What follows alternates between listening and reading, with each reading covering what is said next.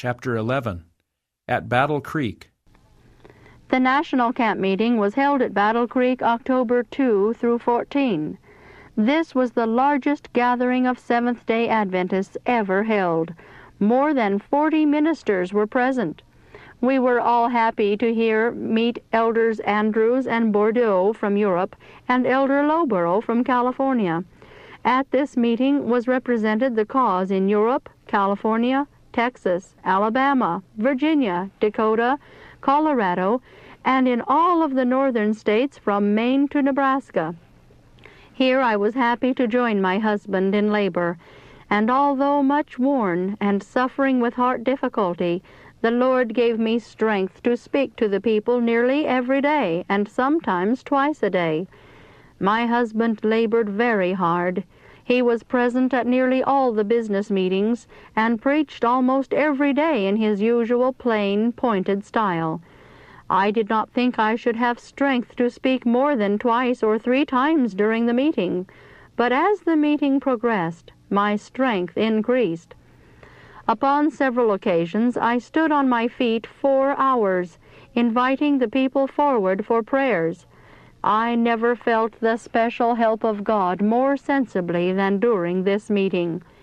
Notwithstanding these labors, I steadily increased in strength, and to the praise of God I here record the fact that I was far better in health at the close of that meeting than I had been for 6 months. On Wednesday of the 2nd week of the meeting, a few of us united in prayer for a sister who was afflicted with despondency.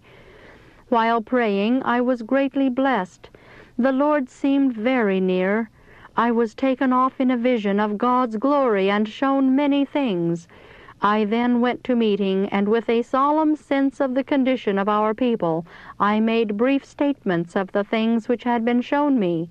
I have since written out some of these in testimonies to individuals, appeals to ministers, and in various other articles given in this book. These were meetings of solemn power and of the deepest interest.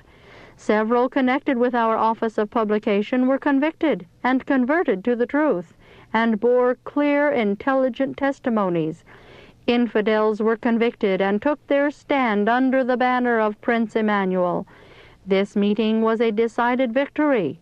112 were baptized before its close. The week following the camp meeting, my labors in speaking, praying, and writing testimonies were more taxing than during the meeting. 2 or 3 meetings were held each day in behalf of our ministers. These were of intense interest and of great importance. Those who bear this message to the world should have a daily experience in the things of God and be in every sense converted men, sanctified through the truth which they present to others, representing in their lives Jesus Christ. Then, and not till then, will they be successful in their work. Most earnest efforts were made to draw nigh to God by confession, humiliation, and prayer. Many said that they saw and felt the importance of their work as ministers of Christ as they had never seen and felt it before. Some felt deeply the magnitude of the work and their responsibility before God, but we longed to see a greater manifestation of the Spirit of God. I knew that when the way was cleared, the Spirit of God would come in as on the day of Pentecost.